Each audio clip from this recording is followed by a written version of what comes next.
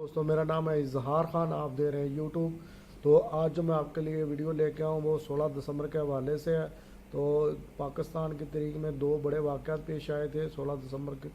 एक 1971 में जब बांग्लादेश हमसे लहदा हुआ था, और दूसरा 16 दिसंबर को 2014 को, तो जिसमें 150 के करीब बच्चों और टीचरों को शहीद कर दिया गया था।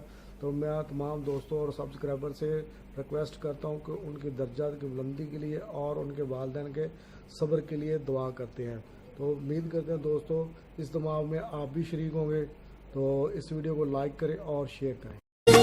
वो जिस बचपन में थोड़ा और जीना था, वो जिसने माँ तुम्हारा ख्वाब छीना था, मुझे माँ उससे बदला ले। मुझे जाना पड़ा है पर मेरा भाई करेगा अब। मैं जितना ना पढ़ा वो तब मेरा भाई पढ़ेगा अब। अभी बाबा भी